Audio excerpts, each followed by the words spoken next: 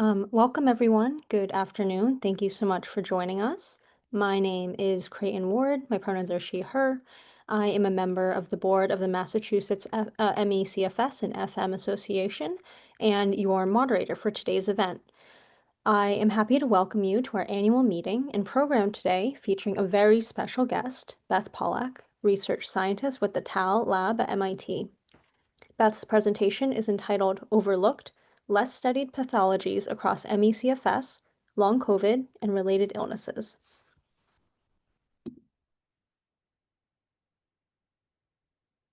We are thrilled that so many of you could join us today. We have around 180 registrants for today's event, and I'd like to give a special welcome to our members, volunteers, and guests from around the globe. So thank you so much for being here. As you can see, the majority of people here today are attendees with ME, long COVID, or other infection-associated chronic conditions.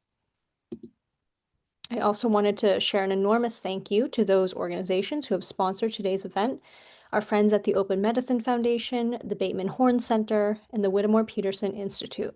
Our thanks to them, both for their generous sponsorship and for the amazing work that they do for our community. We will begin our program today with a report to the membership, which is an annual requirement of our charter. Then Beth Pollack will present her talk, followed by a 10-minute break. And after the break, we will come back for a Q&A session facilitated by Leah Williams. Beth will also gladly address your questions. And at this time, in continuing through the report to the members, the chat function is enabled. After that, the chat function will only be open during the break and then again at the end of the event. Please note that today's event will be recorded and will be available for your viewing at a later date. So please feel free to leave the meeting should you need to. But we invite you to submit questions at the end of Beth's presentation using the Q&A function of Zoom. Before doing so, please scroll through questions that have already been submitted. And if you see a question that is similar to yours, click on the thumbs up button to prioritize it. If your question is unique, you can go ahead and ask it. For everyone, whether or not you have a question in mind, feel free to scroll through the questions and give thumbs up to the ones you'd like us to give priority to. We won't be able to ask all of the questions, and there may be some that Beth feels that she cannot address, but we will try to get to as many questions as we have time for. As an important reminder, Beth cannot answer any questions that relate to your specific medical condition or offer clinical guidance, and the content presented today is purely educational. When using the chat function, please exercise common sense and common courtesy. We reserve the right to remove individuals from the meeting for inappropriate chat behavior. And as a reminder, closed captioning is available in real time by enabling the function on the bottom of your Zoom screen.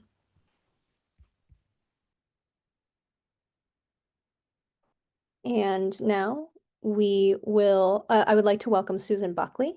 Susan is a longtime volunteer who has served in the past as director, treasurer, and volunteer coordinator. She currently serves as president of our association. Take it away, Susan. Hi, thanks, Creighton, and thank you to all of you for coming today. I know most of you are here for Beth Pollack's presentation, so I'm going to try and keep the MassME annual report short. Okay, so for the last couple of years, we've been celebrating MassME's 40th anniversary. And I know maybe it's a bit odd to mark an anniversary for more than 1 year, but we took the liberty of celebrating both the initial coordination of Massachusetts peer support groups back in 1983, when this illness was known as chronic EBV, and then the formalization of our organization in 1985. So during this MassME at 40 period, we have celebrated our past. We've done presentations about our history. We're digitizing a complete run of the quarterly print newsletter, The Update, that MassME mailed around the country and the world for many years before moving to email. And we've highlighted some fascinating facets of our history in our current newsletter. But we've also used this time to look to the future, such as launching a completely overhauled website that will serve to inform and share community. And we'll finish up our 40th anniversary at the end of this year and embark on the road, perhaps, to the next 40. Although I often say that perhaps the best thing MassME could do would be to put ourselves out of business by helping to create a world where there is a clear path forward for anyone diagnosed with ME and other infection-associated illnesses, where research is fully funded and coming up with effective treatments, and where every person with ME is seen, heard, and has access to those treatments and to informed wraparound care and services. But as many of you on this call know very well, we're not even close to being there yet. At MassME, we're all too well aware that even with the increased visibility brought by long COVID, people still struggle to find informed doctors, a clear diagnosis, and good clinical care. Research remains woefully underfunded, delaying the development of treatments, although there are some bright spots. In the last 2 years, the NIH, with the input of leading clinicians and researchers, including our speaker today, Beth Pollack, published a comprehensive research roadmap for ME/CFS. Unfortunately, funding for that roadmap under our current government is still pretty elusive. MassME is working with other organizations and advocacy groups to keep pushing any lever we can find to fund that roadmap. And while we get to the world that I mentioned before, MassME will continue to provide our community with education, advocacy, and support, including our direct patient services. And the robustness of that patient services program, which provides complex counseling and guidance with physician referrals from our patient source database, referral to other support services like in-home care, disability application counseling, and our one-on-one peer support program, has always been what distinguishes MassME from other ME advocacy organizations. Now, since the pandemic, we have seen requests for our patient services double. We've served around 90 people a year before 2020 and about 180 last year. And a lot of that increase, well, some of it we hope is due to our own outreach, but I think a lot of that increase is due to long COVID and the fact that 50% of those with long COVID are finding themselves eligible for and receiving a diagnosis of ME/CFS. So I want you to keep that demand in mind as I go through these next few slides. In previous years, I've talked about MassME's history, our programs, and our reach. This year, I'd like to talk a little bit about our financial picture, which I know is maybe not as exciting. But over the last 5 years, we've been making a lot of changes in a very challenging environment. And I thought this would be a good time to bring everyone up to date on where we stand. So the next couple of slides are a little information heavy, but I'll try and walk you through these. All right, so I know everyone loves a bar chart. This one shows the last 10 years of our financial history. So before 2020, you can see fairly modest income and expenses, and that's with the exception of a grant that we received in 2015. In 2020, that middle bar, we received a very generous bequest from a longtime board member, Libby Potter. And that year, obviously, was also the pandemic, where we saw the beginning of that rise in demand for our services. And it was also a period of increasing burnout among our volunteers and board, many of whom have their own health challenges or are caring for someone who is ill. So we decided to strategically use that bequest to hire staff, to stabilize the organization, and help us build capacity for the future. So you can see in those last few years, you can see those higher red bars, much higher expenses since 2020, but you can also see that green line inching up, reflecting our increasing ability to attract funding. So here's that same information in a slightly different way. You can see we are in a period of strategic, intentional deficit budgeting. We are building our organization, as I said, staffing, modest staffing, professionally run therapy and support groups, in addition to our traditional peer support, as well as improving our data infrastructure and launching the website to provide clear and current information to our community. But obviously, we cannot continue to run at a deficit forever, and we need to find new sources of income for the organization. One of our new fundraising channels is the Spring Fundraiser. This is the Boston Waterfront 5K Run, Walk, and Roll. This is the second year we've done this, participating as a partner organization in an event organized by the McCourt Foundation. This is a huge amount of fun, and it's a way of widening our fundraising scope. So in our first year, we raised $16,000. And this year, we increased that to over $21,000. So if any of you would like to participate or know someone who could participate on your behalf, please get in touch with us so we can continue to make this a real success. And this event not only supports the organization, but it also raises awareness of ME in the broader community. And I do want to give a shout out here to our small but really amazing staff. Ellen Rosenfeld keeps our entire organization running smoothly. Some of you here today may have had an opportunity to exchange emails with Ellen or be in one of the support groups that she facilitates. And you'll know firsthand the incredible mix of warmth and efficiency that she brings to her role. Amanda Matheson oversees our patient services program and all the volunteers who work there. Amanda brings her background in research librarianship to this role and astonishingly goes always above and beyond to provide people with the specific information that will help them find the path that they need through this illness. And Ken Casanova has been a foundational part of MassME for almost its entire history. He is an incredible source of information and wise advice for people negotiating the labyrinth of the disability application process. Never an easy thing to do. So that's the state of MassME in 2025. As always, we would love to have you join us. The easiest way to do that, of course, is to become a member. There'll be links in the chat, I believe, here, or at least later. We never turn anyone away, and we do offer sliding scale and courtesy memberships if you cannot afford the full membership fee. Or if you have the time and the spoons, please volunteer or join our board. We would love to have your help and expertise. And I have said this before, but if you feel that you may not have any specific skills to offer, trust me, if you are a person living with ME or long COVID, if you're a caregiver, or if you just care, you are an expert, and we would love to have you on our team. And obviously, there's always the option to simply donate. We promise to put your money to good use. And because, as it has always been true for 40 years now and will be on into the future, together we are stronger. Okay, that's enough from me. I'm going to turn this over now to my colleague Phil, who's going to introduce our amazing guest speaker, Beth Pollack. Thank you as always for listening. Thank you, Susan. Beth Pollack is a research scientist in the Department of Biological Engineering in the Tal Research Group at MIT, where she leads research on ME/CFS and the overlaps among infection-associated chronic illnesses. Her work focuses on understudied pathologies that significantly impact patients with the goal of accelerating knowledge, clinical research, and treatments.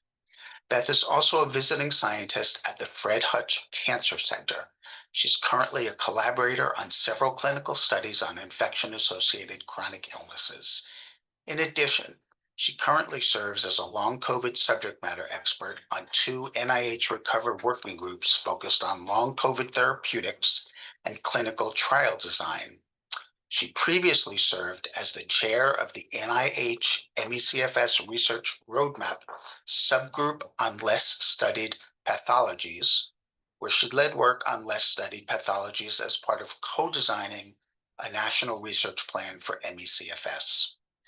Last year, Beth was named a United States leader by the Obama Foundation, and she's been widely recognized by the New York Times, The Atlantic, The Guardian, NPR, and local media for her efforts to understand and raise awareness of ME/CFS, long COVID, and other complex chronic illnesses. It is my pleasure to welcome Beth Pollack. Okay. Hi, everyone. Welcome to my talk on less studied pathologies within ME/CFS, long COVID, and infection-associated chronic illnesses. I have nothing to disclose. Congratulations, MassME. It's 40 years is incredible. It's an honor to be here with on your anniversary, celebrating your anniversary. And thank you so much for decades of hard work and advocacy from both you and this community, patients and allies. It is really this community that has led the way to progress, and we've still got a long ways to go. It means a lot to be here today. I remember watching David Tuller's talk at MassME annual event like a decade ago with the incredible Rivka Solomon and a discussion with him afterwards. And it was a profound experience to be together in an auditorium filled with people who experience chronic illness and are doing so much to move it forward. So if anyone can leave my talk today feeling a little bit more inspired about the research, or learn something new that is helpful, or just feels less alone in the midst of these myriad of complexities of these illnesses, then hopefully it's a job done. Okay, so just a brief overview of my talk. I'm going to very briefly do an introduction to the overlaps and comorbidities in infection-associated chronic illnesses, or IACI. I will discuss less studied pathologies focusing on hypermobility and connective tissue disorders, spinal conditions, environmental sensitivities, and female reproductive health conditions. Throughout it, I will be talking about prevalence and overlaps across illnesses and emerging research in the field, our research at MIT, mechanistic hypotheses. And this talk will be a mix of synthesizing existing research that I think is really important and interesting, as well as overviewing our own research at MIT. Some of this is pre-publication and includes preliminary findings. And a few years ago, the wonderful Ed Yong, the Pulitzer Prize-winning journalist, in his talk highlighted researchers in the field at his talk at MassME, and I was really honored to be highlighted a few times in his work, and it gave me the idea at the time that if I'm ever honored to be able to give this talk, I want to spotlight other collaborators who are doing important work. Some of them you might not have heard of, but they're doing really excellent work. So that will be in my talk as well. And just full disclosure, this talk could be an all-day talk if you wanted it to be. I could spend hours talking about each of these details. And in fact, I planned way too long of a talk, so I will be going quickly through some parts and spending more time on others. But if you have questions in the Q&A about anything that I moved quickly through, like, please let me know. Okay, so a little bit about me. Thank you, Phil, for the wonderful introductions. I'm not going to talk too much about me, but just to clarify, I'm a research scientist at MIT. I'm a level 3, which is the highest level for research scientists there, and I lead research on ME/CFS and the overlaps across illnesses. I'm based in the Tal Research Group. Mickey Tal is the PI of this lab. We are an immunoengineering lab at MIT looking at IACI, especially chronic Lyme.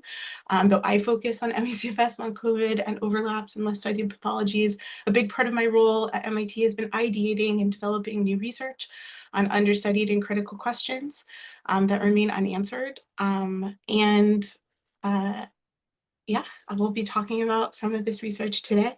Our lab is very interested in immune responses to infections with a sub-focus on sex differences in chronic illness. Okay, so I'm going to very quickly just introduce IACI and just talk a little bit about the really profound comorbidities across all of these illnesses before I dive into less studied pathologies. Again, this intro part of my talk has been an hour-long talk, so I'm going to go through it quickly, but happy to come back and answer any questions. So just focusing on ME/CFS. So ME/CFS literature shows us that between 12 and 70% of ME/CFS patients have POTS. That said, 90% in some research have had reduced cerebral blood flow on a tilt. So you can have autonomic dysfunction and orthostatic intolerance without the tachycardia response of POTS. But there's about a 47% diagnostic overlap between ME and fibromyalgia. In some studies, up to 7% of ME/CFS patients have MCAS, but this is thought clinically to be higher. I can come back to why there might be that discrepancy. I'm going to come back to ADS later, and about half of long COVID patients may have ME/CFS, and that is just ME/CFS. I can do this across all of these illnesses. And illness clusters are not unique to this. So we know that, for example, patients with cardiometabolic diseases frequently have multimorbidity, including obesity, type 2 diabetes, hypertension, etc. So illness clusters are not unique. But when I think of this group of illnesses, I think of them more of this larger syndrome, and that there are subsets or phenotypes across this syndrome where people have different flavors of it or different combinations of it or different levels of severity of it. And I'm very interested in understanding the pathways through this syndrome and illness trajectories and why certain people develop different groups of these comorbidities and different levels of severity. And so it's really important to take a comprehensive look across illnesses as we move forward in the field. Next slide. Again, IACI share many features and pathologies and symptoms. Some more commonly studied pathologies include neurological, immune, neurocognitive, cardiovascular, mitochondrial, metabolic dysfunctions, and persistent infections. They also share many onset patterns, infections, non-infectious triggers, symptoms, and more. And unfortunately, these overlaps really historically haven't been incorporated sufficiently into research. And this has started to change because of long COVID, thankfully. But again, understanding why and how these illnesses so frequently overlap and the phenotypes across them and their shared mechanisms have critical implications for how we design clinical trials and clinical studies moving forward. I also want to say that all IACI are understudied, all of them, and all of their pathologies are understudied. ME/CFS has been the least funded illness by NIH when illnesses are ranked by disease burden. So when I say more and less studied pathologies, all pathologies are understudied, but some are even more understudied than others. Some really haven't been integrated into our research yet. And my hope and my research goal is in any project I work on to integrate less studied pathologies into this so we can start gathering data, we can start analyzing data across cohorts, and we can hopefully start recognizing biological mechanisms of them and ideally therapeutic pathways. Okay, so not going to talk too much about symptoms because we've got a lot to go, but just common symptoms include cognitive dysfunction, chronic widespread pain, sleep issues, orthostatic symptoms, et cetera, et cetera, et cetera. They're on the slide and I'm happy to come back to it. And one key research question we discuss in our lab is how can different types of triggers, including infections and environmental exposures and injury, and often multiple successive triggers, lead to similarly presenting and overlapping illnesses? And how might onset patterns impact how we are thinking about treatment and recovery? So I could spend a very long time talking about this slide and more details within it, but basically, as we know, infection is by far the most commonly reported trigger in many IACI. I show the prevalence of reported infection on this slide for many of these illnesses. And it's important to note that infection can be non-symptomatic. And so there are limitations to these studies and surveys where people report onset patterns. Physical injury is also a really important trigger and is often overlooked in research. For example, in fibromyalgia is one of the more higher prevalence triggers, and environmental exposures, which I'll talk a little bit more about, are another common trigger. Moving on, but again, please feel free to ask questions. So many details to discuss. So here's a list of less studied pathologies. I really wanted to get into less studied pathologies quickly in this talk.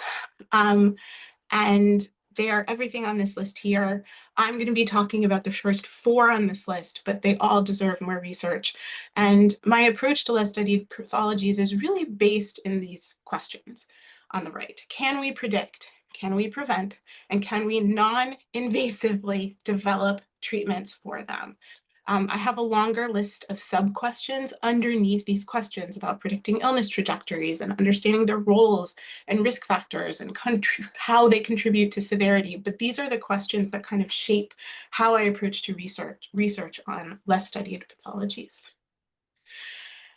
Okay, let's start. I'm going to talk about hypermobility and connective tissue damage and spinal conditions in AICI next.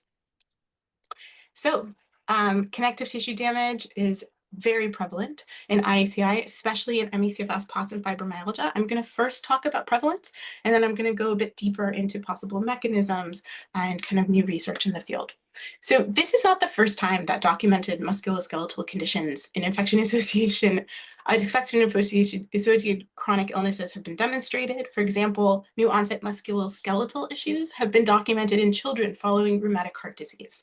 But in ME/CFS, research shows that between 12 and 19% of ME patients may have HEDS, 50 to 81% of ME patients may be hypermobile, up to 31% of POTS patients may have HEDS, up to 90% of HEDS and EDS patients in a study of EDS clinics may have POTS.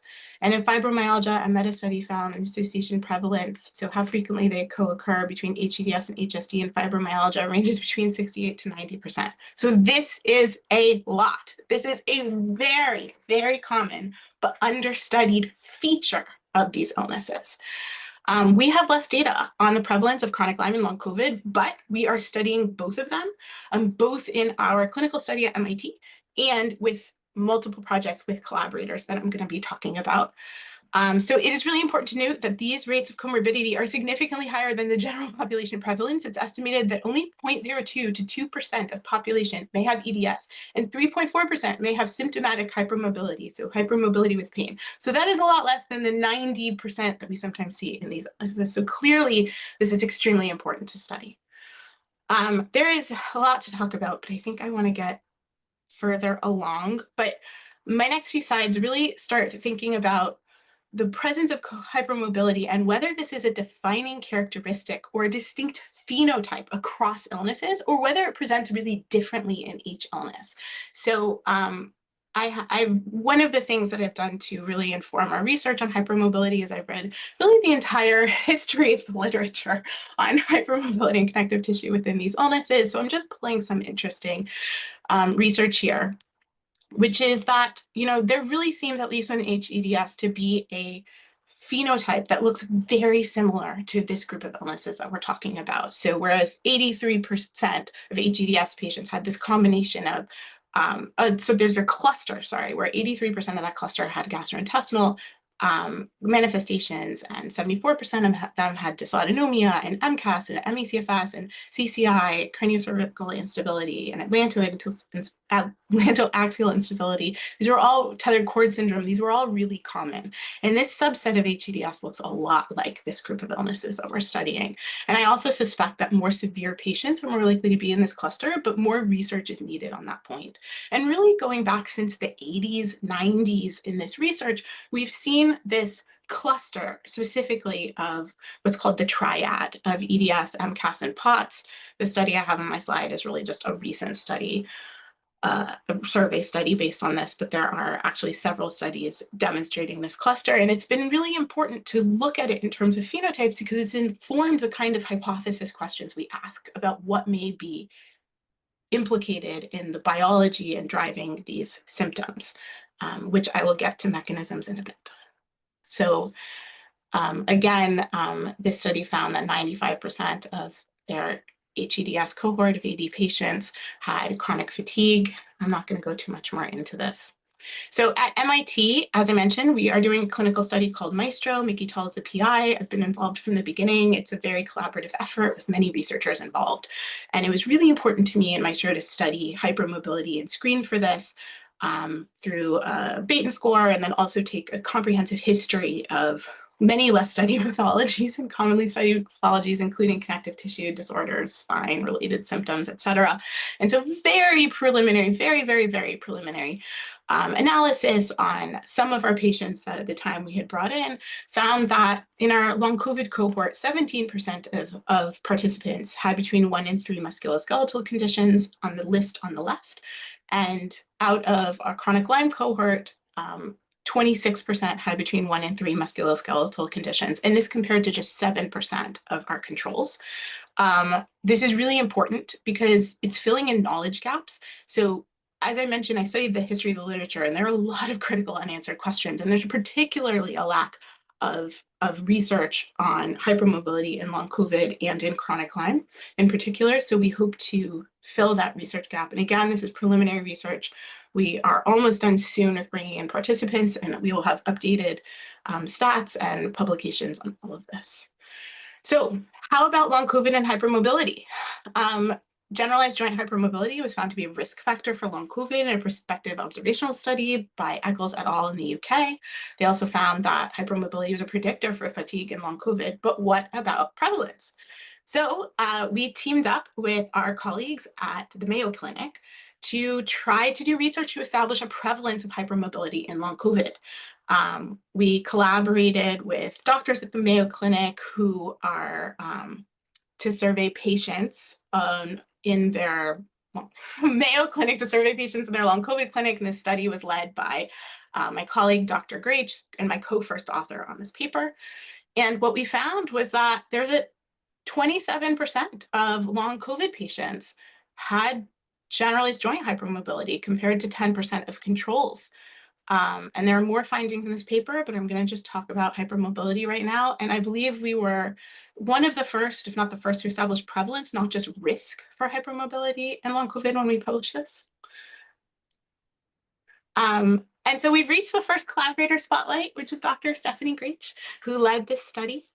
Dr. Stephanie Grach, like me, she's really interested in less studied pathologies, and she's doing some really innovative research studying machine learning and speech patterns and IACI for possible clinical diagnosis and earlier diagnosis.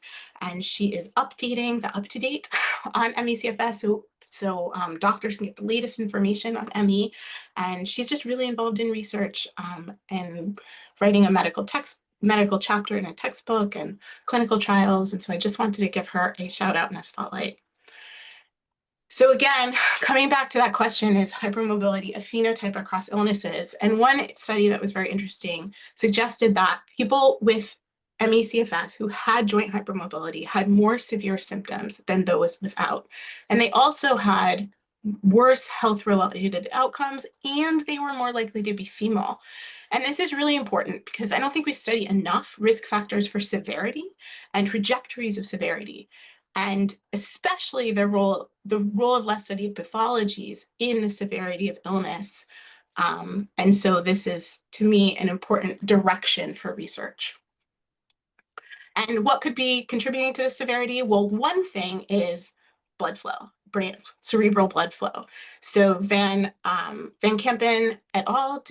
Studied people with ME/CFS with and without joint hypermobility, and what they found was that people who were hypermobile had significantly larger reductions in cerebral blood flow in a tilt, and not just the ones with POTS, but also people who had normal heart rate and blood pressure response. And they hypothesized that vessel laxity, or sometimes we call this leaky vessels or floppy vessels colloquially, leads to greater pooling of blood and less venous return when upright, and thus greater reduction in cerebral hyperperfusion. So could we, as a field, move? Excuse me. Yeah. This is Phil. Hi, Phil. Hi.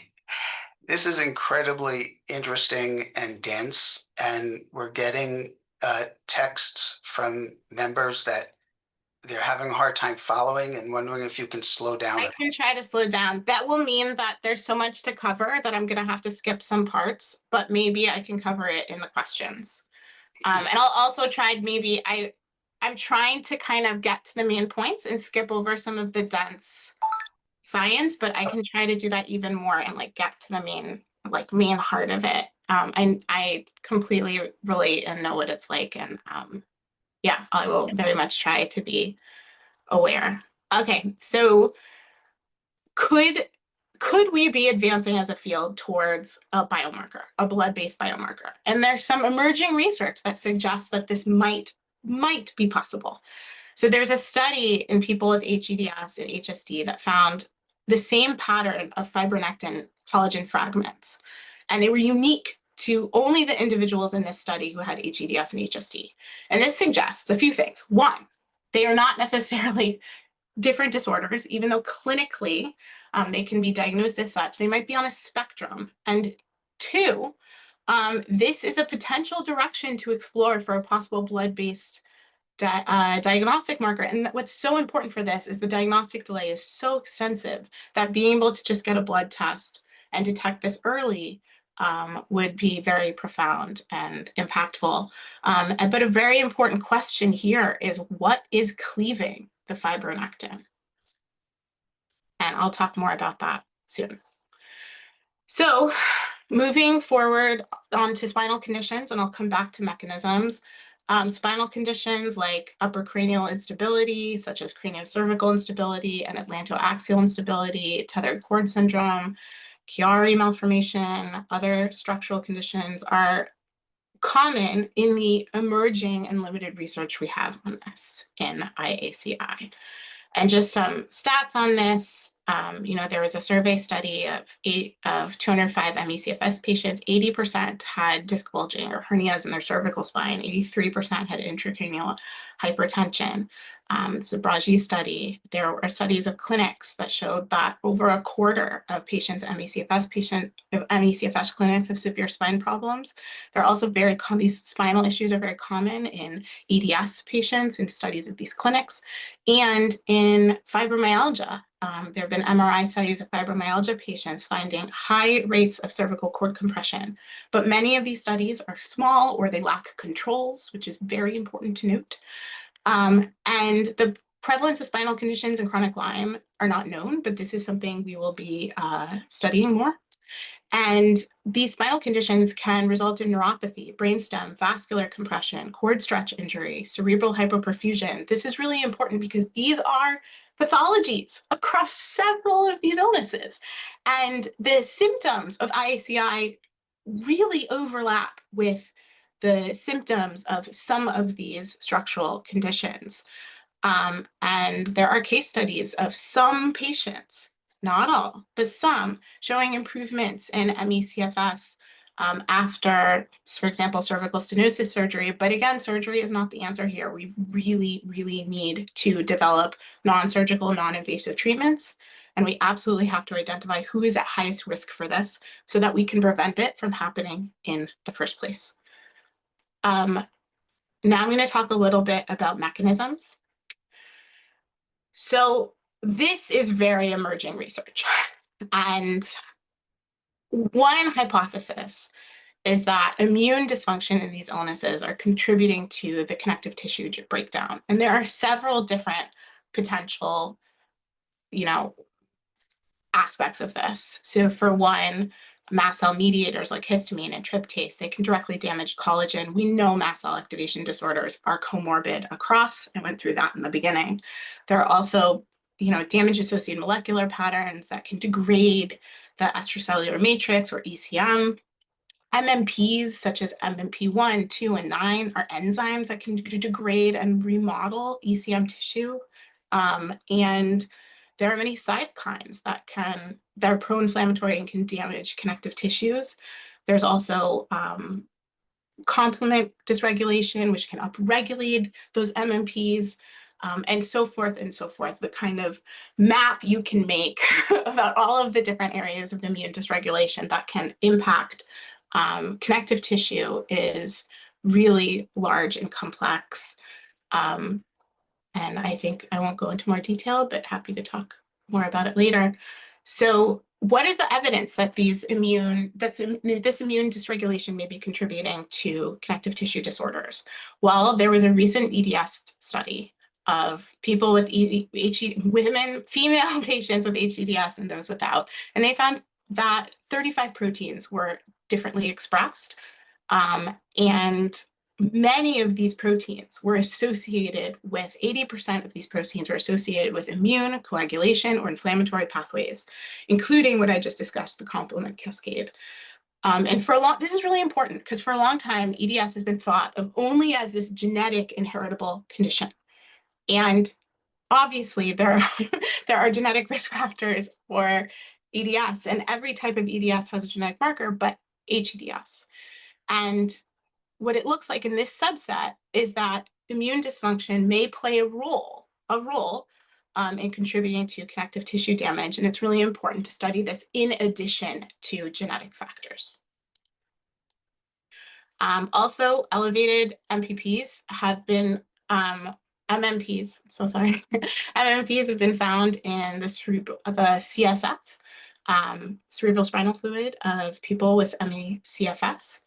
And as we just discussed, they can remodel the extracellular matrix. And authors of this study, all of the studies are, I have the authors there and the titles, but authors of this study ask a question, a hypothesis, whether the instability and obstructions in craniocervical junction could impair cerebral spinal fluid movement and production and thereby alter these immune markers.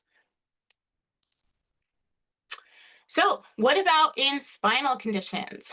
So there's not enough research, but there is a very interesting study where Klinga et al. Found inflammatory cell invasion, including mast cells and leukocytes, in the phylum of HEDS tethered cord surgical patients. And there were also important differences in the tissue. HEDS phylum was half as elastic as non-HEDS phylum, which, this can cause many symptoms that I just spoke about, such as pulling on the brainstem or cord stretch injury. And I think this is incredibly important research, and I hope to see a lot more like it. It's just one of my goals to hopefully move forward research similar to this across IACI and really study what is happening in the spine. So we are also studying hypermobility in mice at the Tal Research Group. This is actually the very first project I ever pitched or suggested that we do. And it's very, very cool and meaningful to be finally able to present it. This is the first time I've talked in some depth about it. But as we know from previous research, and I'm not going to go too much into this, but I'm happy to answer questions about it, there is evidence of persistent infection in multiple studies, especially in ME/CFS and in long COVID, including in the spine. So HHV6 viral microRNA has been found in brain and spinal cords of ME. And we asked, could infection itself or immune responses to it drive biomechanical changes in connective tissue in mice? And this is a collaborative project we did with Dr. Yu and her lab at MIT. And we infected C3H mice and Black 6 mice, so 2 different strains of mice with Borrelia burgdorferi. This is the bacteria that's found to cause Lyme disease. And it's important to note that our previous research from the Tal Research Group showed that in the C3H mice, they develop a mast cell response and atopic dermatitis in response to infection. So that's important to note based on what I'm about to show you. So what do you think happened when we infected these mice? They developed hypermobility. So what we saw after long-term infection is that Borrelia burgdorferi induced systemic hypermobility in our C3H mice, those mice who also develop mast cell reactions to infection. And this, we found, was driven by widespread mast cell degranulation and led to a degradation of type 2 collagen in connective tissue. So we found that chronic infection in these mice does lead to hypermobility. Our C3H mice developed hypermobile tails, so they lose rigidity before infection. It was impossible to tie their tails in knots. After infection, we could easily tie their tail in knots. This looks very similar to EDS mouse models, except these aren't EDS mice. They have no connective tissue genetic mutations. This is all infection and immune responses to infection, inducing hypermobility in these mice. And again, it is so cool to say this because I've been at the Tal Research Group for 4 years, and this is the very first project I proposed that we do. And it's very cool to finally be able to present on it. So on the right, you see and this is a big group effort, and I put our incredible mouse researchers on all of these slides because this is a big collaborative group effort across many people and 2 different labs. So on the right, a mouse that's following long-term infection, you can see the difference, and we saw hypermobility in their tails and their spines. Which I believe is a world first in IACI research. And thank you to Grace and Qingying on the left for their excellent mouse research. And conversely, our Black 6 mice, which do not mount a mast cell response, had a controlled macrophage dominant response that contained the pathogen and did not cause collateral tissue damage. You cannot tie the Black 6 mice's tails. Only the C3H mice can we tie in a knot and they will stay. So we measured hypermobility in these mice in many ways, partly inspired by hypermobility research in people. And so we looked at the tensile force in the mouse, so how stretchy they are, and the infected mice were significantly stretchier, their tails, and that's Kunzan Liu who did this research. The tissue is weaker, it's stretchier, and you might say there are allegories to what we see sometimes in EDS skin. So increased infection was associated with hypermobility, weakness, flexibility, as measured by tensile testing. So you can see in our bioluminescent image, and thank you to our mouse researchers, that infection spread throughout these mice and sometimes into their spines. We also found that tail flexibility correlates with spinal flexibility, as I mentioned. So this is not just localized to the tail, this is systemic hypermobility. We also see collagen degradation between the vertebrae of the spine as well, driven by mast cells. So this is just, it's so cool to share this finally after so many years. Okay, so what does this mean? Could our C3H mice that have a highly inflammatory immune response to infection, could they be similar to the patients we see across infection-associated chronic illnesses? And can we develop treatments for this? So in our mouse model, because we now have one, we can test potentially in the future treatments to see if they prevent or ameliorate infection-induced hypermobility. That, can we target the Th2 response and IgE and mast cells? And I have a list of possible things we are thinking about for the future. And again, this is just in mice, but it's a start for what I hope it will be an emerging space within our field. Okay, I have half an hour left to go through a lot, so I'm going to move on to environmental sensitivities. So I'm going to talk briefly about environmental sensitivities. Sensitivities and allergies are common across these illnesses, including food sensitivities, but some patients become especially sensitive to their environment. And what I mean is everyday chemicals, everyday fragrances, everyday interactions with things in their environment, air pollution, smoke, mold. They report an exacerbation of symptoms from this. And this has been chronically understudied and left out of research in our field. And it is real, and it is not psychological like it's been treated. And we are taking a look at it. It was so important to me when we started writing questions for our clinical study to include as many questions as we could get in on sensitivities and reactions to one's environment and history of mold. And we are just beginning to analyze this research.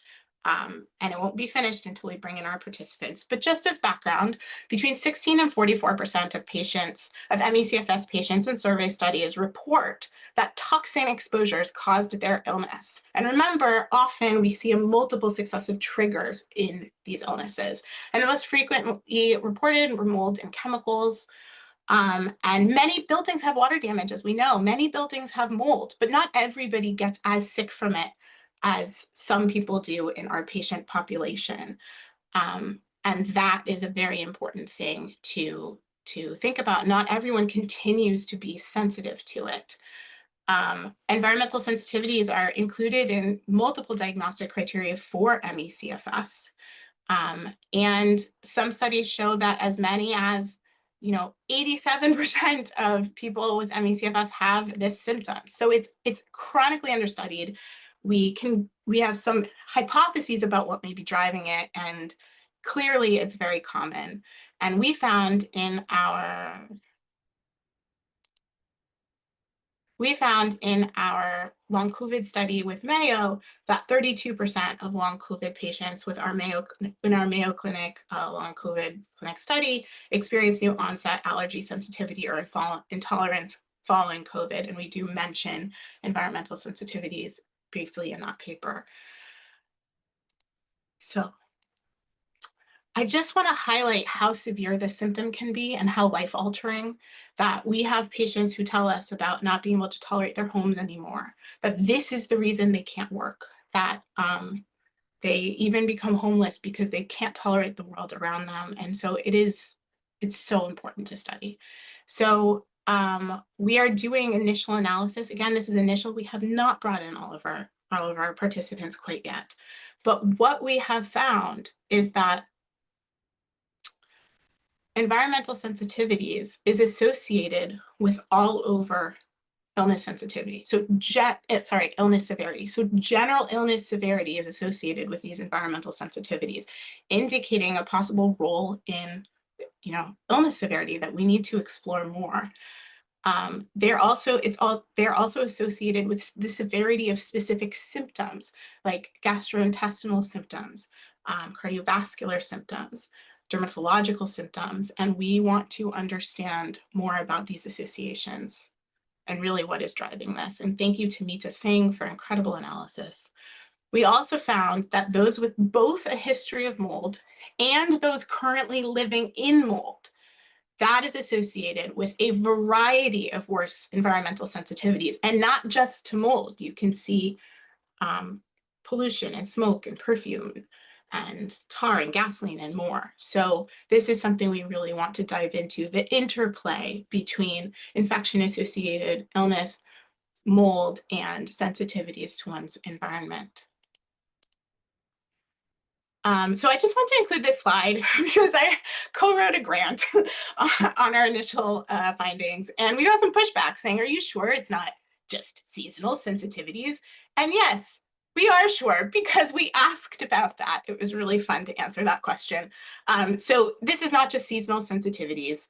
Actually, what we found is that our participants with environmental sensitivities in both long COVID and chronic Lyme feel worst, not in spring, but in winter. And there could be many explanations for this. We don't know.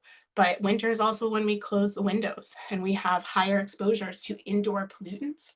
And there's also more, smoke from fireplaces and wood stoves, and just a theory, but something to think about. So yes, this is not just a seasonal allergy. And our next research spotlight are immunologists at UMass Chan Medical School, who are leaders in T-cell research, and they found exhausted cytokine. They found exhausted and dysfunctional T cells and altered related cytokines in ME/CFS and long COVID, which have important implications for our ability to fight infection and overall immunity and illness symptoms. And they are also studying a potential treatment for this.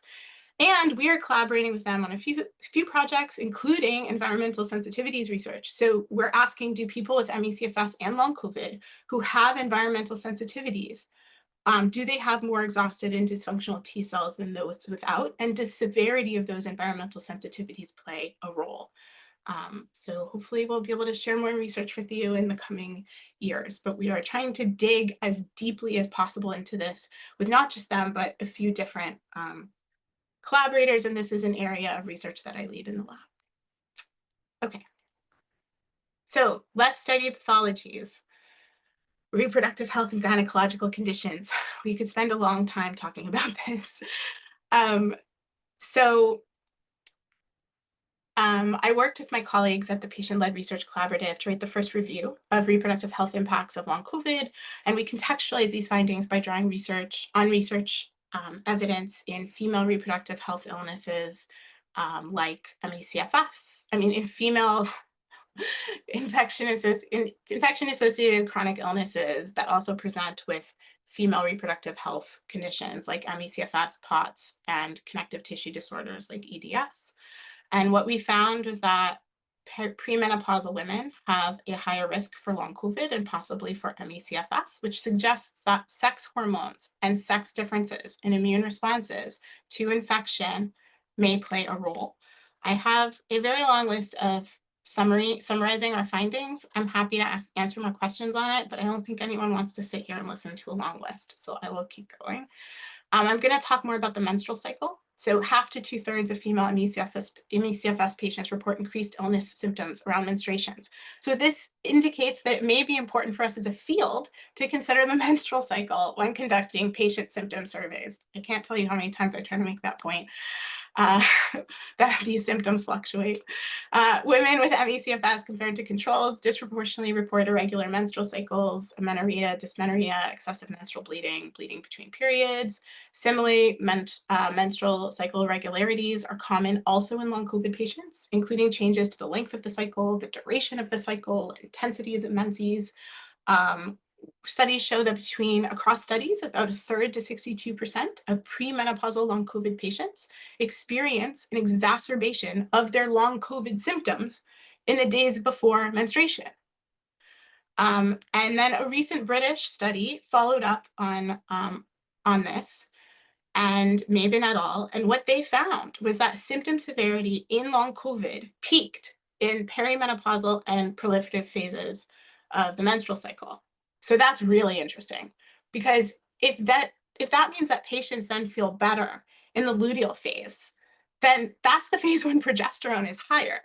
Does this point to more research directions for the roles of hormones in symptom fluctuations and even potentially down the line treatment research for future research directions? They also found that long COVID is associated with abnormal uterine bleeding, greater menstrual volume, longer duration, more intermenstrual bleeding compared to controls, so very similar to ME/CFS. And there are really important clinical care implications here. So should we be considering the menstrual cycle in terms of the timing or the amount of treatments or timing of clinical care, that is a question. Should we be studying or considering hormonal treatments for some IACI patients as part of a treatment approach? There have been grants written on this because I co-wrote one, not funded, but there are people trying to study if this is a direction we should be going in terms of part of a comprehensive approach to treatment. And these are questions for future research.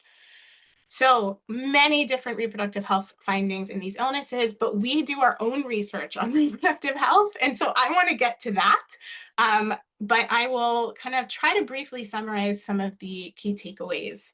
So in ME/CFS, patients report increased rates of PCOS, ovarian cysts, pelvic pain, gynecological surgery, endometriosis. A study found that early onset menopause is a risk factor for ME/CFS, and that menopause exacerbates symptoms in ME/CFS in 38% of perimenopausal and postmenopausal women. And this is so understudied in research, and yet clearly very important to study. A study found that women who had been pregnant in the past year were over 31 times more likely to develop ME/CFS. All of this research is summarized in our paper. And pregnancy is reported as a trigger of both ME/CFS and POTS, accounting for about 3 to 10% of cases. And results are mixed in terms of people who experience symptom exacerbations or symptom improvements. So this is really important to understand. Why do some patients report remission or improvement from pregnancy? And could that inform our research on future treatments and directions for this? Also understudied. All of this is very understudied. So long COVID, I think in the interest of time, I probably have to go through this, either skip this or go pretty quickly. But I just want to mention that our Mayo Clinic study, a Mayo Clinic MIT collaborative study, found that 61% of long COVID patients reported that they had a genitourinary condition newly develop or become worse following COVID. So that's the majority. And few studies have investigated the impact of long COVID on female reproductive health, but we found emerging evidence that suggests that disruption to the menstrual cycle, gonadal function, ovarian sufficiency, and menopause and fertility.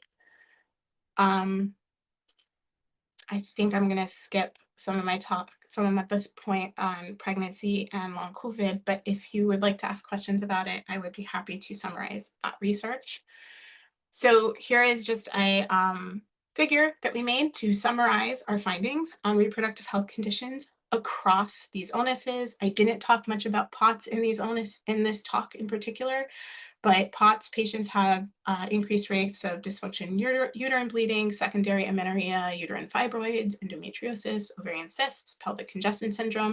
And what's so interesting about POTS is that menstrual cycle hormones have been found to affect hemodynamics, and menstruation is associated with an increase in dizziness in POTS. So again, we see this throughout my talk. I hope one of the takeaways has been that we consistently see a relationship and association between all over illness severity and these less studied pathologies. And that is a critical thing to keep studying. And in the EDS column, you'll see a host of reproductive health abnormalities and conditions, including associated with pregnancy and EDS. And it's really important to mention that the limitations of many of these studies. The limitations include they have lack of healthy control or comparison group. They are small studies sometimes. They don't screen patients for comorbid illnesses as comprehensively as I would like. They lack a consideration of study design factors that may impact menstrual cycles. So we really do need more thorough, comprehensive research on this, but the research is clear that this is a very important thing to study. There are many outstanding questions, including like the role of sex hormones and mast cell activation within menstrual cycle related symptom fluctuations. How might hormones fluctuating around the menstrual cycle impact connective tissue laxity? I'll leave it at that, but here's a slide on what we hope are next steps for research in this space. And another collaborator spotlight. So this is Natalie Thomas. She is an expert in neuroendocrinology and neuroendocrine dysfunction and chronic disease. She leads the MECFS Neuroendocrinology Research Program, and she is the PI of the MELLOW study. And I collaborate on this study, and she's studying symptom fluctuations and hormones and immune dysfunction across 2 menstrual cycles in MECFS and long COVID. So some of those questions I just asked, we'll be able to hopefully get some answers through this study. So we've included in the study questions around connective tissue. If you know me, we included less studied pathologies. So connective tissue and spinal related symptoms, environmental sensitivities and food allergies, those kinds of symptom questions. So hopefully this can result in, really significant advances in our understanding of the interplay between hormones, immunity, and symptoms of these illnesses. Go, Natalie. Okay, so I wanted to do a little bit of a dive into endometriosis before talking about our research in reproductive health in infection-associated chronic illness at MIT.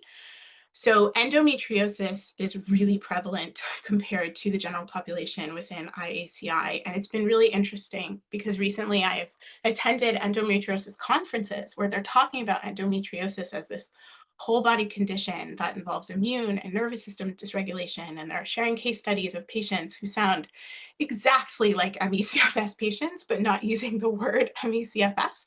And I'm so glad to see things evolve in this direction. And I hope we can kind of connect endometriosis research and research on IACI even more and explore these overlaps. But research suggests that 20 to 36% of female MECFS patients report endometriosis and 20% of POTS patients. That's 2 to 3 times general population prevalence. And that is especially striking because the average time to diagnosis is 7 to 10 years. So that plays a role in that data. And in regards to long COVID, there has been research on non-hospitalized COVID patients that found that patients with endometriosis, there may be an increased risk for developing long COVID. Much more research is needed on this. And it's important to note that IACI and endometriosis share many overlapping immune and endocrine dysfunction findings, which are on this slide and also mentioned in our paper. So what could be driving endometriosis? I want to talk a little bit about mechanisms, and there are several mechanisms. It's very complex, and this is a high-level overview, so I'm not going to go too much into it. But one study I wanted to mention is a study in 2023, Murioka et al., where they found fusobacterium in endometrial tissue of 64% of women with endometriosis and just 7% of controls. So there was evidence for infection in people with endometriosis. And they then did a mouse model, and they found that mice inoculated with fusobacterium developed endometrial lesions. And then they did a transplant of that infected uterine tissue with fusobacterium into new mice. And the mice that received that transplant grew endometrial lesions. And the one that received an infected transplant did not. And antibiotic treatment reduced both the number of fusobacterium and the weight of the endometrial lesions in these mice. So this all points to the absolute need to study the role of infection in the development of endometriosis and reproductive tract pathologies. And this is what we do at MIT. So you will notice that in our paper, with PLRC on reproductive tract pathologies or reproductive health conditions in IACI, we didn't cover chronic Lyme. And that is because there is such a lack of research on this in chronic Lyme. We didn't have enough data to cover in the paper. But we are filling in that knowledge gap in the Tal Research Group at MIT. So we are studying mouse models of infection-associated reproductive tract pathologies.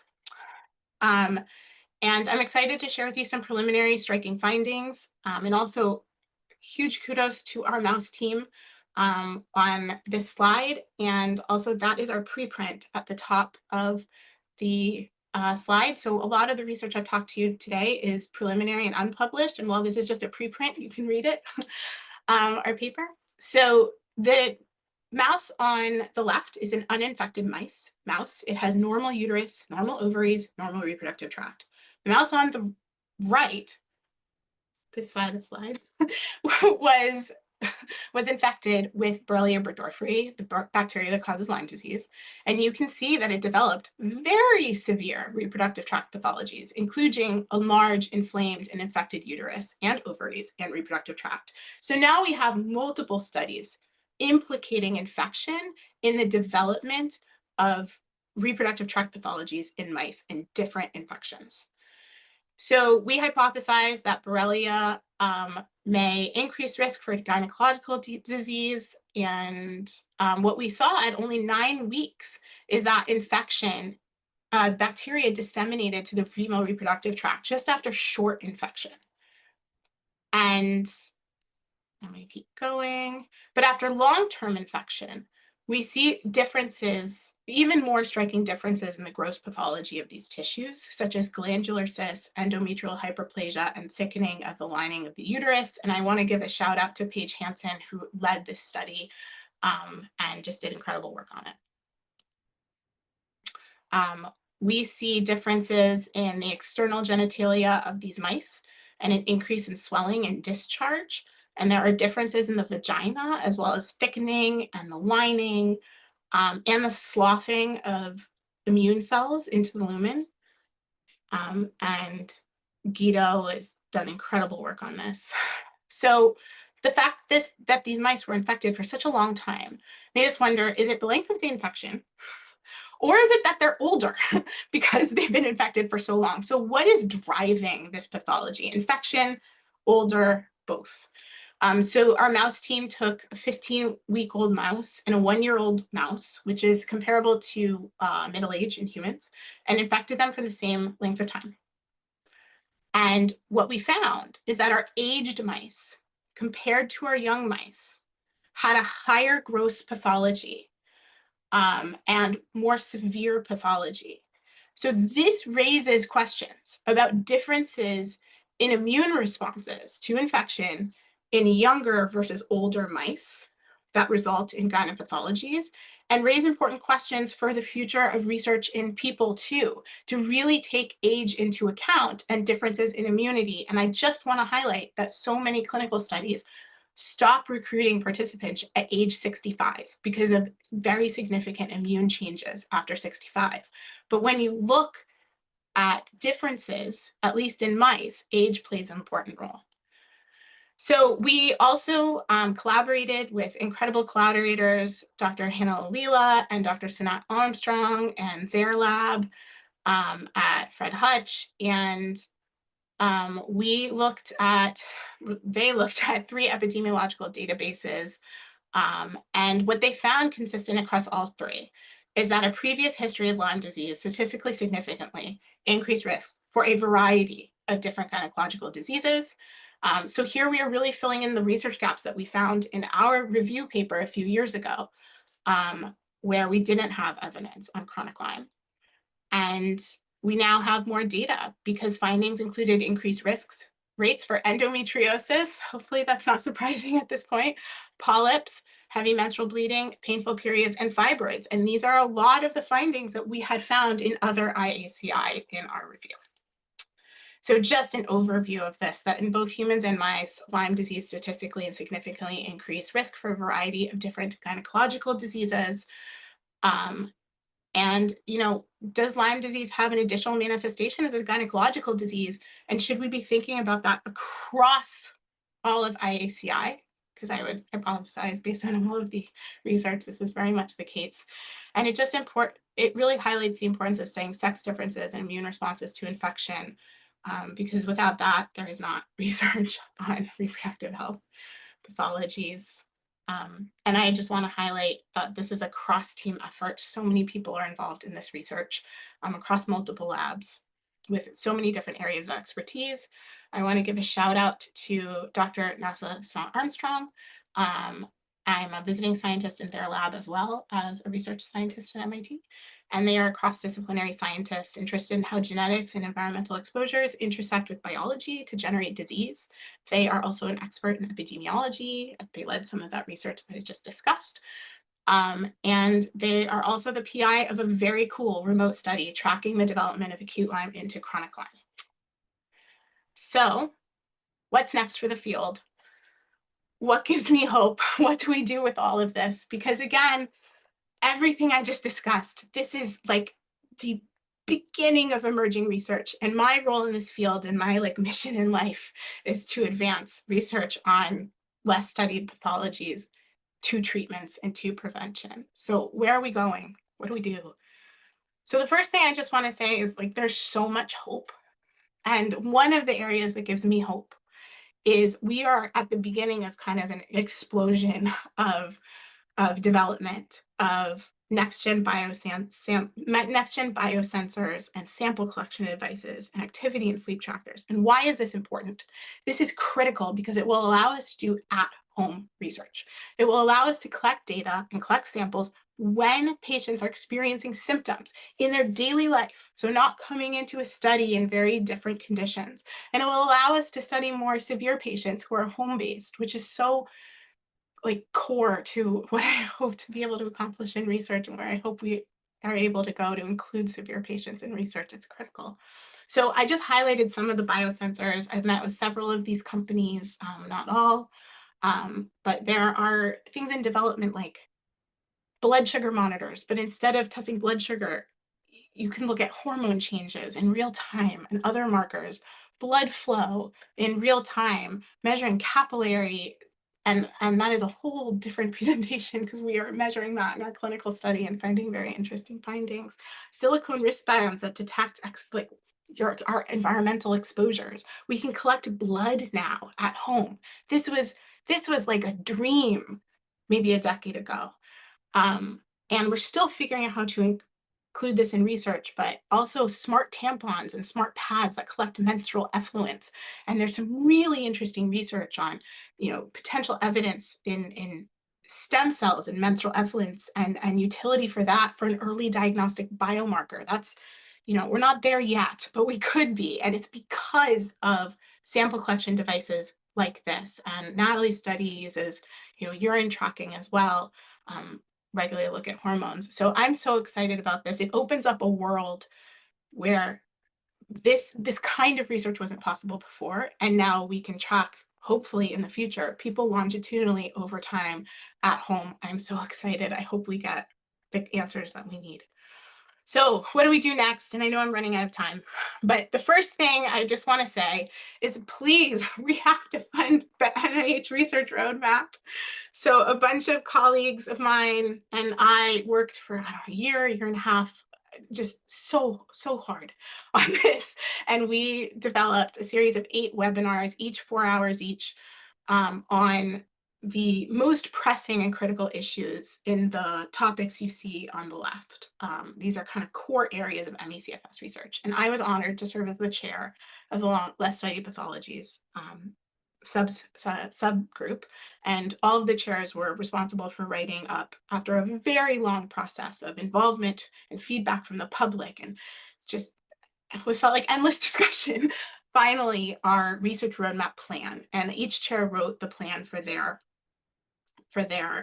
section. So I wrote the plan for Less Studied as a part of a ton of feedback from the public and internal group, and it hasn't been funded.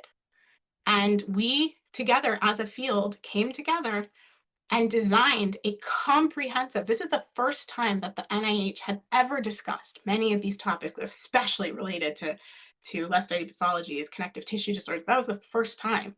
Recognizing it is huge, but recognition isn't enough. We have a comprehensive plan to drive and inform the path to get ME/CFS towards clinical trials. We should already be at clinical trials for ME/CFS. So we need to fund this plan. We also need to fund clinical trials.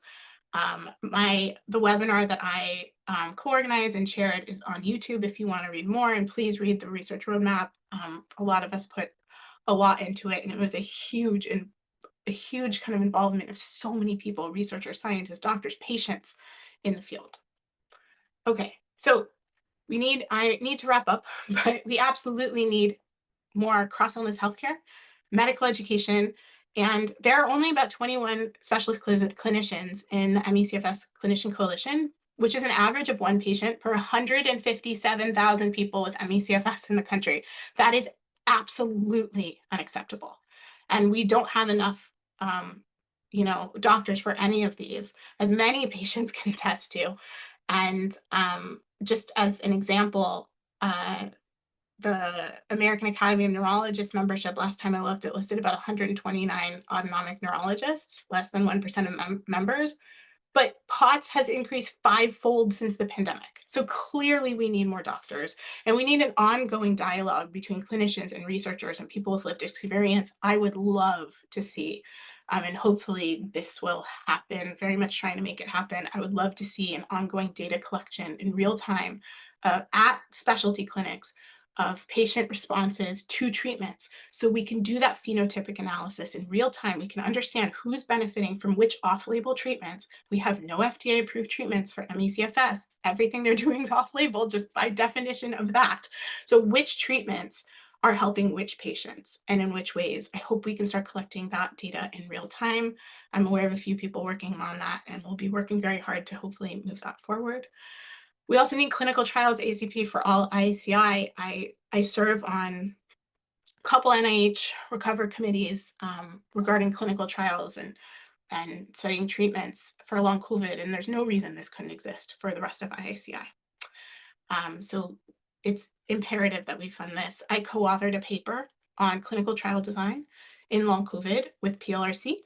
I'm not going to get too much into it because I'm almost over time, but I have a list of kind of key considerations of where I hope to see clinical trials going, including multiple arms and comparative cohorts so we can study across these illnesses and screening the full spectrum of symptom and pathology improvements. So not just a really narrow approach, which has often historically been the case. And we need to include patient researchers in the design of these and include severe patients and have remote trials, et cetera, it is all in this paper. And we need to incorporate less studied pathologies into clinical studies. And this is very doable. Why do I know this is doable? Because we do it in our clinical study. So we are trying to look kind of no stone unturned. We have cohorts on chronic Lyme and long COVID, but we assess really deeply. And we ask a lot of questions and do a lot of testing in regards to less studied pathologies, which will help us to study not just less studied pathologies in one illness, but across, which is, I hope, where we're going as a field. I can talk for like an hour on this, but I'm going to move on. I served on the PLRC's Biomedical Research Fund. We funded $5 million in grant funding to innovative research on long COVID and ME/CFS and IACI, and it was very important to me to make sure we screen for comorbidities. This was a few years ago. So we required every single research project that we funded had to screen for comorbidities. And we also, I was very uncomfortable with doing lumbar punctures on people with connective tissue disorders who may have a higher risk for CSF leaks. So we wrote a protocol with doctors and patients and specialists in the field that on lumbar, the best practices for lumbar punctures to prevent, hopefully, any side effects or CSF leaks. And this is because I was thinking about less studied pathologies and risks in research. So it is imperative that we bring this kind of perspective of cross-illness and less studied aspects, as well as the more studied aspects to everything we do. I know it's possible because we've been doing it. Really last, I think this is my last slide. Which is that we need policies to improve quality of life for people with chronic illness. Research takes a very long time, and it's a very winding process. And in the meantime, people are really suffering. And so I am very inspired by efforts by advocates to do paid work leave policies, paid caregiver policies. The American Medical Association just released a policy equating environmental sensitivities, fragrance sensitivities to a disability and encouraging healthcare facilities, government offices, and other places to adopt fragrance-free policies. Like, that is impact that can help lives as we wait. I co-authored with Katie Bach and Ludmila Prislova a feature article for Harvard Business Review on how managers can support people with complex chronic illnesses at work. And also we did a podcast episode for HBR. And we specifically focused on the symptoms of long COVID, the symptoms of ME/CFS. And as you guessed it, let's study pathologies.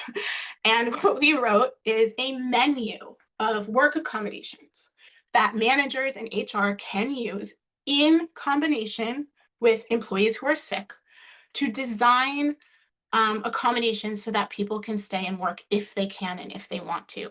You know, there's so much grief and loss and chronic illness. It is so layered and complex. But one of the themes that came from when we interviewed so many people who needed accommodations and didn't get it and interviewed them about their accommodations processes is that, you know, some of the grief and loss of their career could have been prevented if they had gotten accommodations that allowed them to work within their capability and capacity, and that was something that's very important to them. It's also very important to me.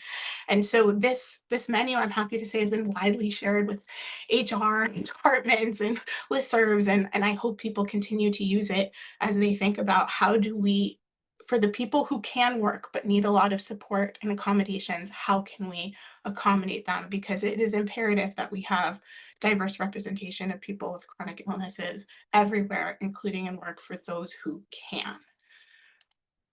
So reference slide, and then acknowledgements. I just want to thank, we have so many collaborators. Research is a group sport, definitely not sport, but a group sport. And so I just want to thank the Tal Research Group, whose PI is Mickey Tal, listed there in alphabetical order.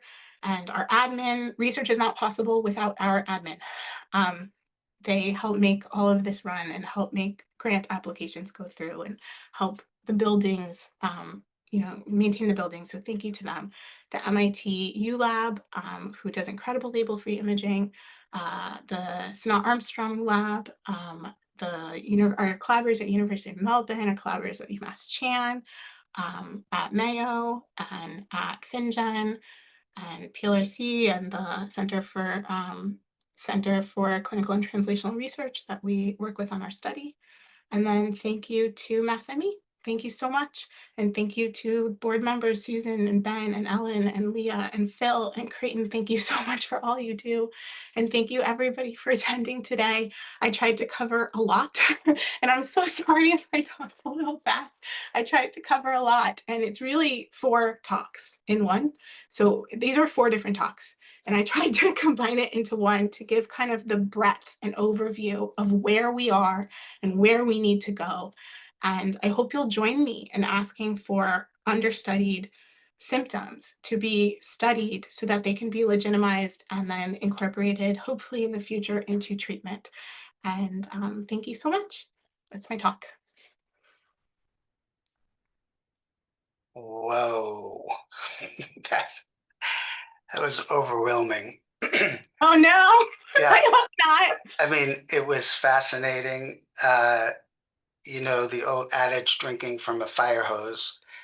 I mean, the amount of work that you personally do and the amount that you covered that's done by others is really incredible. And, you know, oftentimes most researchers will say, I have hope because blah, blah, blah, blah, blah. Your hope is infectious. I mean, we can see it in your face, hear it in your voice, and you're presenting things that are, you know, that have material benefit right now for us. Thank you, So Tal.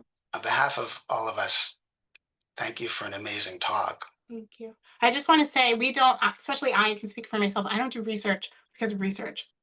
I'm here Right. because we have to develop treatments. We have to legitimize this suffering and we need to improve clinical care and we need to better understand these illnesses. And the reason why we have to study everything that's been done is because we can't answer the unanswered questions unless we do. And so that's why I spent the first really large part of my career studying this so in depth and reading the entire history of this literature, because that informs the kind of research we've done. There's so many fields where they do like least publishable paper, where they just don't do that impactful research because they know it's going to get published if they just change something an inch and they can get published. And that doesn't work for solving complex problems for patients. And so I really hope that this research addresses like the research gaps and those, that if you read across all this literature, these key questions kind of start to emerge. And I've many spreadsheets of these. And so can we start to address those? And that is a group effort. And that involves the whole field really coming together and working on this.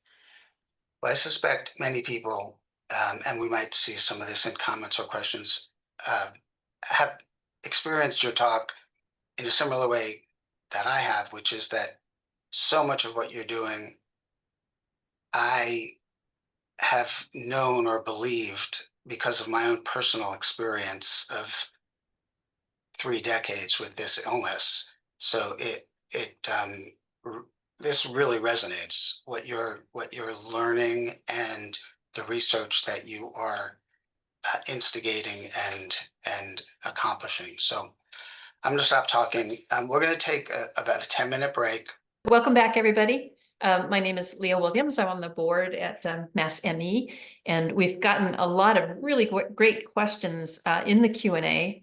Beth and I just had a real quick chat about which ones she would feel confident in answering. So we're not going to get to all of them, unfortunately.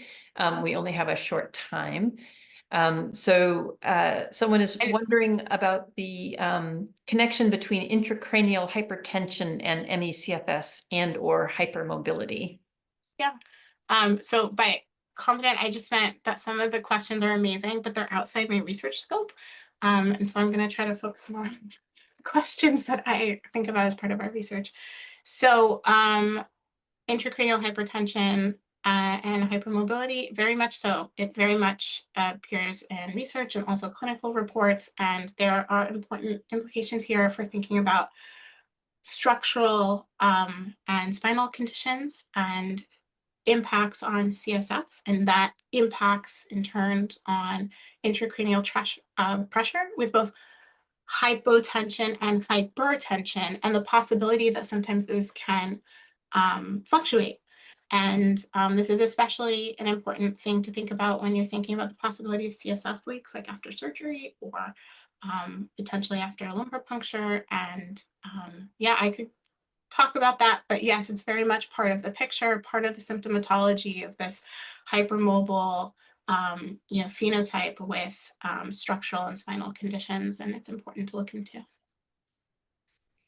And then there's a question about MCAS and chemical sensitivity and how those are often associated. Yeah, if you can comment on that. So I don't even know where to start with this, because the answer is, of course, obviously, we are thinking about the role of MCAS in environmental sensitivities. The overlaps are important. But many people who are really treating their MCAS with a number of different treatments still report environmental sensitivities. And there are many potential mechanistic pathways to study. One of them is obviously MCAS, but others have to do with barrier permeability, so degradation of the blood-brain barrier and intestinal barrier and nasal barrier. And do we perhaps have an increased inflammatory reaction because of increased exposure, because of barrier degradation? That's one of the things hopefully we'll be looking at. The role of the microbiome in this is another area we're looking at based on our preliminary data. And we are so early in this. So there's a lot more to come. But yes, I have pages and pages and pages and pages of hypotheses that we will be trying to explore as much as possible. MCAS is obviously one of the feature parts of looking at that. There's a question here about RTHM, which is an AI portal for people who are looking for what treatments, I guess. Yeah. So that's super important. So they're doing something that I talked about that I think we need in the field, which is they are going to be tracking patient responses to treatments in real time. They recently announced this, and it's patient partners providing their data. I would love to see more of this, and I would love to see more of this like through the established specialty clinics and through research collaborations, where it's just as part of like clinical appointments, and in reviewing how people did on different treatments, we gather data that is then relevant that we can analyze in real time to understand which subset is benefiting and which isn't, and for which symptoms, to help with precision treatment in the future. And so my hope is that the really kind of advanced, wonderful specialty clinics in our field, on one of my slides, I gave a shout out to Bateman Horne Center. I want to give another shout out to them. They are doing incredible med ed work and really trying to kind of link between their work and research. And so I'm really hoping we can see that. I will be working very hard to try to make that happen, but I can't promise anything. But we need it. We need to see in real time what treatments work and what don't, and for whom they work. We need this, in my opinion. Here's a question about research around neurodivergence and if there are connections to some of these other things. Yeah, so in the literature, obviously this comes up, and there is, very interesting comorbidities between especially hypermobility and neurodivergence. And, it gets you thinking about, potentially brain changes and tissue changes that may be relevant, but this is not something I study. So I don't study neurodivergence. It's very important to study, and it is, comes up in research when you're looking at prevalence and comorbidity. And I did do a deep dive once on it, and started putting info together, but it's just not, I try to study everything I can, but the scope is not endless. And I hope more people study this because it's really important to understand, both in terms of risk factors for chronic illness, but then also in terms of how the development of chronic illness may impact neurodivergence and vice versa. Here's a question that says, as someone with so much involvement in both research and research advocacy, I'm wondering what you would like to see in the field that doesn't currently exist. This is such a good question. Thank you. Okay, so something I think about all the time. I'm trying to get a lot of this research funded, and it's not always so easy. You end up studying what you can get funded. Not always what all of the things you want to study. And so we have been so underfunded by the government in our field relative, looking at disease burden of these illnesses relative to other illnesses. And a lot of the funding in our field comes from private foundations and individuals with means who experience these illnesses and want to give back and move research forward. And so my hope and like prayer really is that there are foundations in the field that will fund and focus on less studied pathologies, so that we can move this forward. And my hope, one of the things that gives me a lot of hope, is the rise of patient research. We absolutely need patient researchers, patient partners in research. Patients need to be a part of research at every step of the way. And I am very excited to see more foundations in the field, especially in Europe, be led by patients. And it was such a cool experience being part of the patient-led research fund, where it was all patient scientists who determined kind of where these grants went. And we were able to do innovative things like require screenings and really focus on kind of more innovative research than maybe people who haven't experienced this might do. And so I want to see more of that. And then a related question is how to get the research roadmap funded. Yeah. So I also have to say that when doing the research roadmap, which was like really an immense lift for a lot of people in the field, especially those of us with limited spoons, we were never promised funding. We were promised that we would come together and create a report. And I'm so grateful, by the way, because less studied pathologies was never initially a part of the research roadmap. And I pitched, and some other people pitched, we pushed, and we got it, and they listened. And now it's a part forever of our research plan, and thank God. And so the NIH really was listening and kind of met us. But we didn't get anything funded as far as I know. And so I think it goes back to private funding. The history of this field, the research in this field is supported largely by private funding. And often that private funding comes from patients. And, you know, there are, I think, individual funders in this field who fund even more than the NIH does, sadly. And so I think we have to do it piecemeal for now. And I think we need to take parts of it and we need to basically write grants for that. And I'm doing that for less studied pathologies. You know, when writing the research priorities for that, which was a, you know, feedback and a collaborative process, but when writing that down, I really started to think about, okay, you know, that could be part of this grant and that could be part of that grant. And I can, if I incorporate that into this collaborator study, we can move that forward. And so I have that in my mind all the time. And basically piecemeal try to get it funded. So I would say there are pieces of the research roadmap that are getting funded just because individual researchers who worked on it are taking pieces of it and moving it forward. But we need a systemic approach and the whole thing should be funded. And I think we should also probably eventually have an office for infection-associated chronic illnesses, you know, co-led by committees of patients and scientists and clinicians, and helping to move this forward in government someday, somehow. I think we have time for about one more question. This one says, you mentioned endometriosis many times in the presentation, and I was wondering if adenomyosis has any connection to ME/CFS. Absolutely. Endometriosis comes up more in the research, but where you see endometriosis, there's obviously important connections to adenomyosis. That is something that we will be looking into. Great. Well, thank you, Beth. That was a really interesting and stimulating talk. And thank you for answering the questions. And I'm going to pass it back now to Creighton, I think. And I just want to say thank you so much for everyone coming together. I just want to say there's something like sacred and special, not to sound too woo, but of this community coming together to think together and to think about some unexplored topics together. And I'm so grateful for you to take time on your Sunday and the spoons that you have and to come here today. So I just want to give like a round of applause to everyone here because I know you're all involved in all of this and I'm just one person. We're doing it all together. So thank you so much.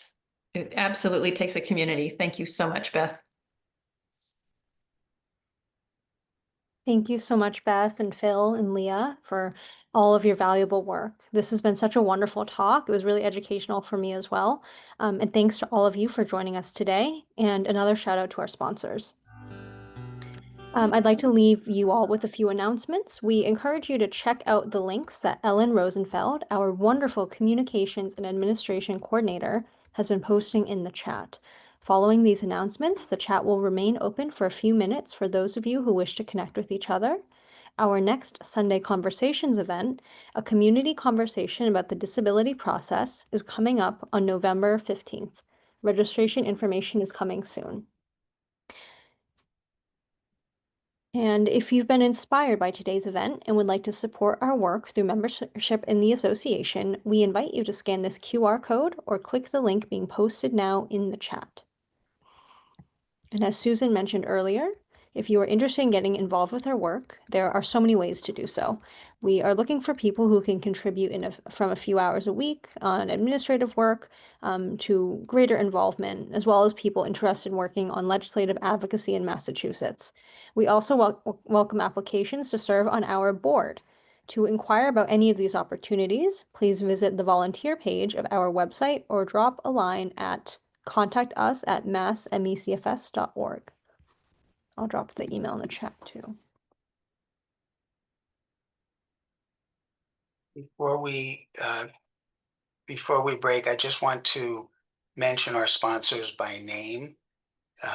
All three of them privately fund critical research, and we are grateful for their work. We're also grateful for their sponsorship. That would be the Open Medicine Foundation, the Bateman Horn Center, and the Whitmore Peterson Institute. Thank you so much. Thank you so much to all of our sponsors. Please consider a donation to help support our programs and our valuable work. Thank you all for coming, and we hope to see you again next year. We will keep this chat open and the music going for another 10 minutes for those of you who would like to stick around.